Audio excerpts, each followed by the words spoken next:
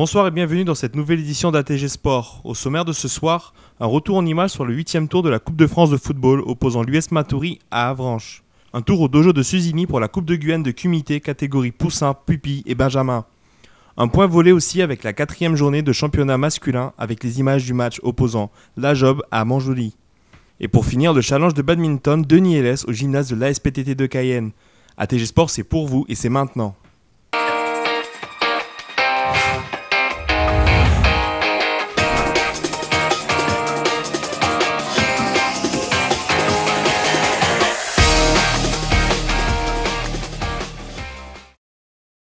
Ce samedi, au Stade Edmar-Lama, l'US Matoury recevait l'équipe d'Avranches pour disputer le 8e tour de la Coupe de France de football. Ce n'est pourtant pas cette année qu'une équipe guyanaise parviendra à se hisser au 32e de finale de la compétition. Après un match avec peu d'action de jeu, c'est l'équipe d'Avranches qui, après un pénalty sifflé par l'arbitre, ouvre le score en début de deuxième période.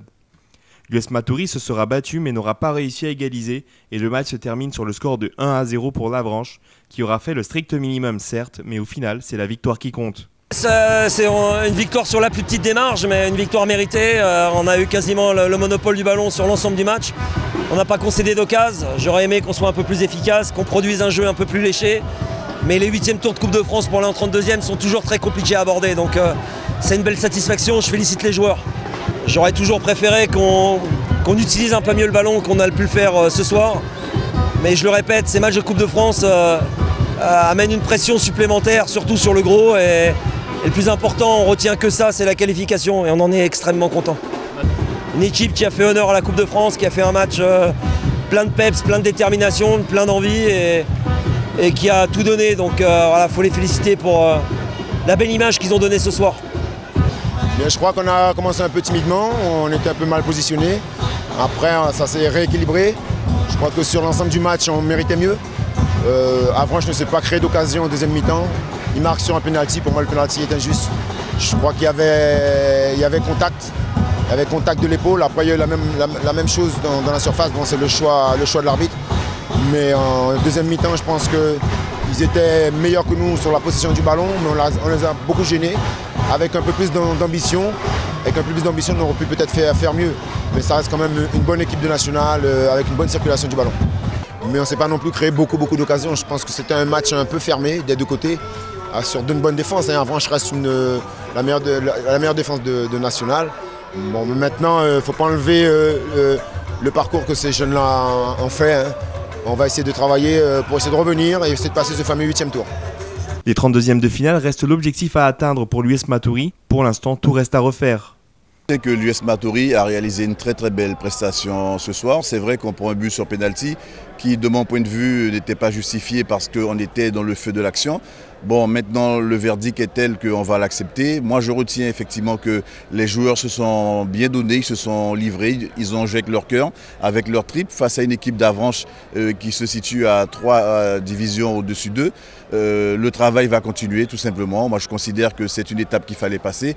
On aurait pu la franchir différemment, on aurait pu accéder au tour suivant. Mais cela dit, la vie continue et nous allons continuer, nous aussi, au niveau de la municipalité, à mieux encadrer l'équipe, à accompagner ces joueurs, mais aussi à apporter un accent particulier sur les autres sports de la commune parce que nos jeunes ont besoin de sentir la municipalité à leur côté. C'est un moyen qui nous permet de les sortir de l'oisiveté, c'est un moyen qui leur permet de briller et puis de se dire qu'en réalité, ils peuvent faire des choses bien pour pouvoir être la fierté de notre commune, être la fierté de la Guyane.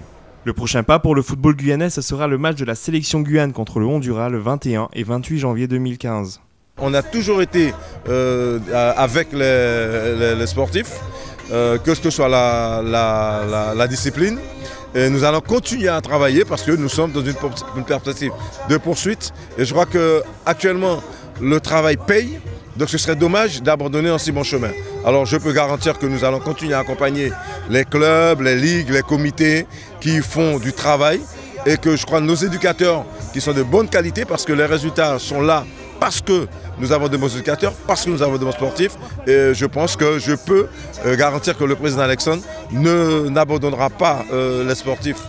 Il continuera à les faire avancer. D'ailleurs, comme on l'a dit dernièrement, on jouera, la sélection de la Guyane jouera face à Honduras. Eh bien, nous sommes déjà en train de préparer cette rencontre.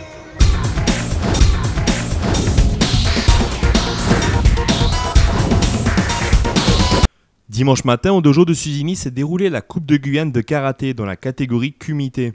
Avec plus d'une soixantaine de participants, les clubs ont été présents à cette compétition.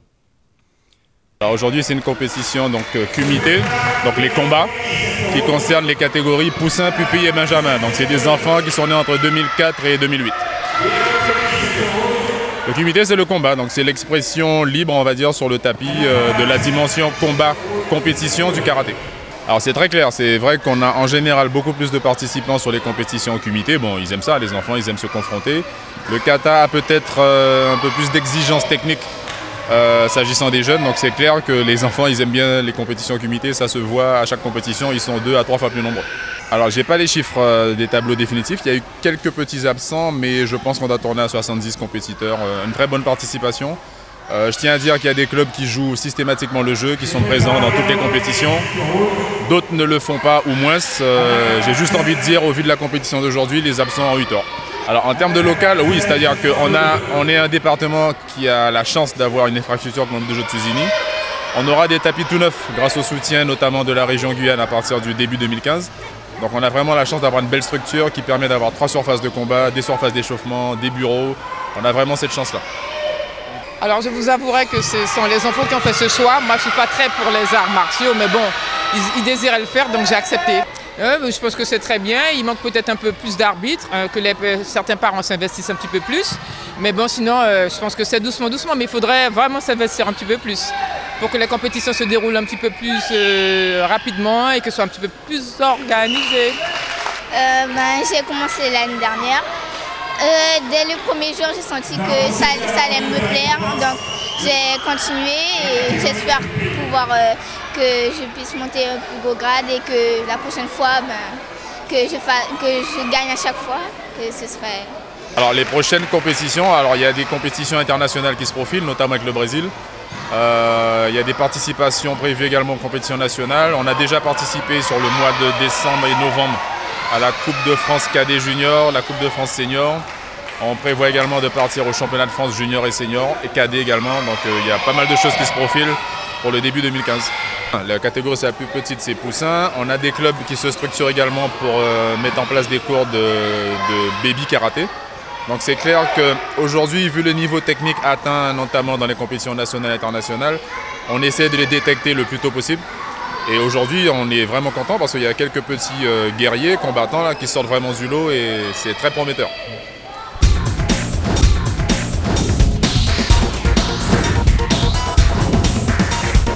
Samedi soir, c'était la 4e journée du championnat de volley-ball masculin. Les caméras d'ATG Sport étaient présentes pour le match opposant la Job au champion de Guyane, l'US Montjoly. Après les déclarations de l'équipe de la Job quant à ses objectifs de remporter le championnat, ce match était attendu par tous. C'était une première rencontre. Là, on a essayé de mettre en place un jeu. On a remanié un peu l'équipe, donc il faut savoir qu'il nous manquait des joueurs également. Donc du coup, ça a un petit peu changé notre stratégie de jeu, ce qui fait que ça a un peu impacté sur la finalité, à savoir une défaite 3-1. Donc là, on a perdu très bien. Ça nous a permis, au contraire, de corriger nos erreurs. On sait où il faudra qu'on travaille. Par conséquent, il y aura de grandes surprises au match retour. Oui, la victoire est là, puisque on perd le premier set. Comme je leur ai dit,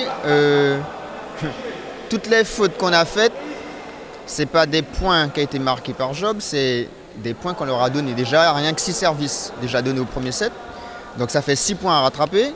On perd, je crois, de 3 points. Donc déjà, si on redit ces fautes-là, on peut soit égaliser ou gagner le set. Et puis pareil, premier set, on ne part pas, on n'est pas dedans, on est un peu brouillon. Et puis au fur et à mesure, on essaye de revenir dans le jeu. On gagne le 2e set, on gagne le 3e.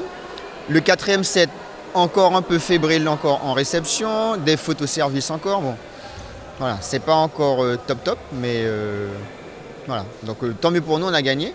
Mais pour moi, trop de fautes. On a fait trop de fautes. Ah bah oui, puisque nous, on travaille. Hein. Le but, on aurait pu perdre ce soir, c'est pas grave. Donc le but, c'est d'être prêt pour les playoffs et de gagner les playoffs. Donc c'était pas ainsi important que ça de gagner ce soir. On gagne ce soir, tant mieux pour nous. Mais après, c'est à nous de travailler. Forcément, on travaille. Hein. On a des entraînements, on travaille. On part en stage bientôt. Donc on va se préparer avec la fin des matchs allés et puis tous les matchs retour pour être assez affûté pour les playoffs. Ah oui, conscient, puisque empêchés à certains moments dans des compartiments de jeu, donc il fallait bien compenser. Donc il y a du banc, il faut l'utiliser et non pas rester figé sur un 6 de joueurs, non, il faut s'adapter. Donc il y a le jeu adverse, donc en fonction du jeu adverse, il faut s'adapter, faire les changements adéquats pour essayer de réduire encore les fautes et essayer de dominer le jeu. Voilà. Vos impressions sur cette équipe de la Pour moi, ils ont bien joué ce soir. Hein. Donc je sais que c'est une équipe qui va prétendre au titre. Donc maintenant, c'est à nous de jouer justement par rapport à l'adversaire afin d'imposer notre jeu. Voilà. Pourtant, à l'heure du jour, ce sont les Montjoliens qui mènent la danse. Après des débuts de match difficiles, c'est avec assurance que les champions de Guyane remportent le match 3-7-1. La Job pourtant gagne le premier set, pouvant avoir l'étoffe pour inquiéter les champions. Une saison qui s'annonce mouvementée.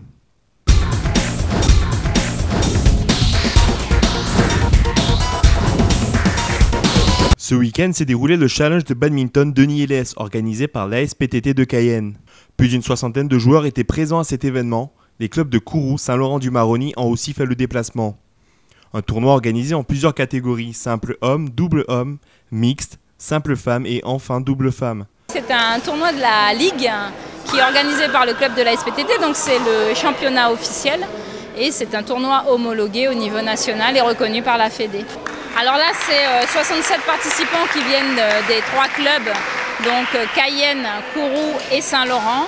Et surtout, alors là on est très heureux, beaucoup de cadets et de juniors qui ont participé parce que maintenant dans les tournois adultes, le surclassement n'est pas nécessaire. Donc on a quand même à noter 16 jeunes de moins de 18 ans avec quand même 6 jeunes de moins de 15 ans qui ont participé à ce tournoi et qui ont fait de très très belles performances.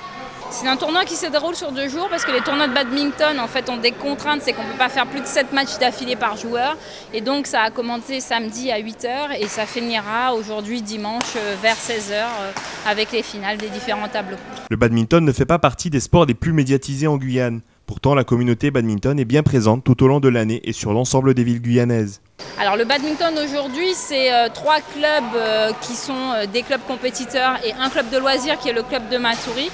C'est à peu près 400 licenciés aujourd'hui, sachant que le nombre de licences n'est pas encore clôturé puisqu'on clôture officiellement fin mars. Et c'est surtout sur ces 300 joueurs, plus de la moitié qui sont des jeunes. Et pareil, sur la totalité des joueurs, c'est plus de 40% qui sont des femmes. Donc c'est un sport qui est très féminin, un sport très mixte. Alors on n'a pas ce qu'on appelle des sportifs de haut niveau, mais en tout cas aujourd'hui, l'équipe de Guyane est l'équipe qui est championne anti-Guyane, qui va remettre en jeu son titre en Guadeloupe les 23, 24 et 25 mai.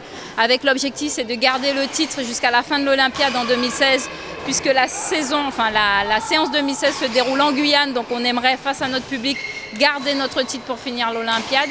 Mais il y a aussi un jeune Guyanais qui est martinico-guyanais et qui aujourd'hui fait partie du top 50 en double homme et qui est Shinsei Deslauriers et qui a l'ambition de revenir en Guyane d'ici 4 ans, mais surtout de se qualifier pour les JO de 2020. Donc les Guyanais sont très bons au badminton. Victime de la monopolisation des infrastructures dédiées au sport, comme plusieurs clubs présents en minorité sur le territoire, il est difficile pour la Ligue de badminton aujourd'hui d'organiser des événements comme celui-ci dans de bonnes conditions.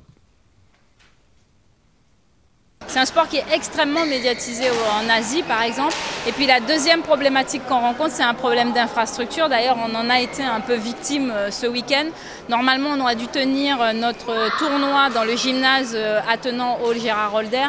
Malheureusement, les conditions étaient vraiment très défavorables. Beaucoup trop de vent, une lumière qui n'était pas du tout bonne pour la pratique. Donc on a dû revenir sur notre gymnase d'entraînement parce qu'il fallait quand même qu'on offre des conditions qui permettent le jeu et qui permettent de développer de la qualité pour les joueurs. Voilà, je pense que c'est ça vraiment le problème du badminton, mais il faut quand même qu'on sache que le badminton c'est quand même le sport UNSS le plus pratiqué même en Guyane, que c'est une discipline au bac et qu'aujourd'hui dans le programme pédagogique des écoles, les jeunes vont faire du badminton, donc on espère que d'ici 2016 on arrivera à dépasser les 500 licenciés, peut-être même à atteindre le millier et surtout d'amener un maximum de jeunes à reconnaître le badminton comme une vraie discipline sportive et compétitive. Et voilà, ATG Sport c'est fini. On se donne rendez-vous lundi prochain à 20h15 pour une nouvelle édition. Au revoir et bonne soirée sur ATG.